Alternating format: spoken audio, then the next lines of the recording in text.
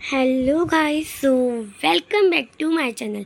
सो आज की इस क्लास में हम करेंगे class 9 English chapter 3 Iswaran the storyteller. So let's start. तो गाइस, एक गणेश था, एक महेंद्र और ईश्वरन। तो सबसे पहले तो हम ये जानते हैं कि ये महेंद्र कौन है। तो महेंद्र जो है ये एक सुपरवाइज़र कंपनी में काम करता है, जिसकी वजह से इस महेंद्र को डिफरेंट प्लेस में जाना पड़ता है।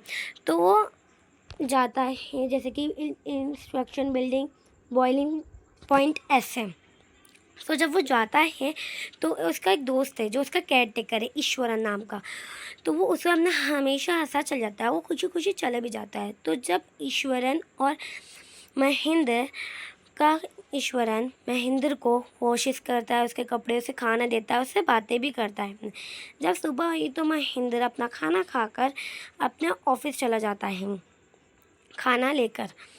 तो जब महेंद्र अपने ऑफिस से वापस आता है तो ईश्वरन उसे एक कहानी सुनाता है, वो भी उसके एक्सप्रेशन के साथ और अपनी आवाज़ को चेंज कर कर।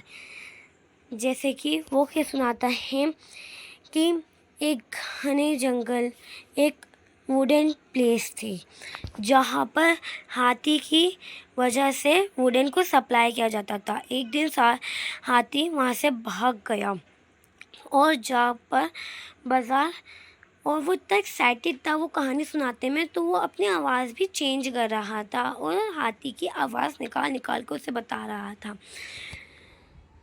तो वो एक घने जंगल में चला गया। हाथी चलता चलते एक वो बाज़ार में पहुंच गया, जहाँ पर उसने वहाँ पर हर चीज़ को ब्रोक कर दिया और लोग उसे देख के डर के भागने लगे।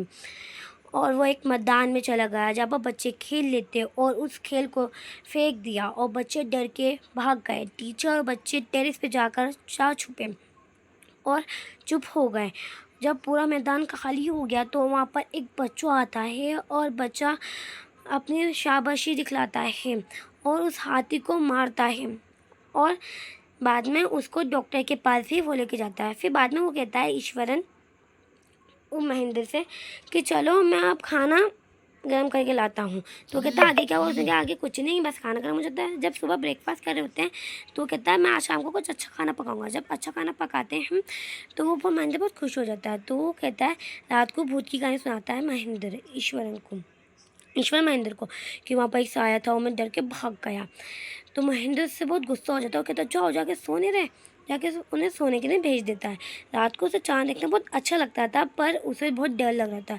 एक दफ़ा से आवाज़ आई, वो चुप के जाके देखा तो वहाँ पर उसने जाके साया देखा, जिसको देख के वो बहुत ज़्यादा ही डर गया। तो उसने जब से सोचा, जैसी सुबह हुई उसे रात वाली बात याद आई।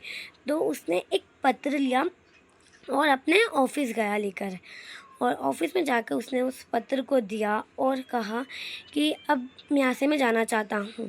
तो फिर वो खुशी खुशी अपने ईश्वरन के साथ घर चला जाता है। सो गाइस, यही थी हमारी स्टोरी। अगर आपको अच्छी लगी हो तो कमेंट में ज़रूर बताइएगा। Thank you for watching this video.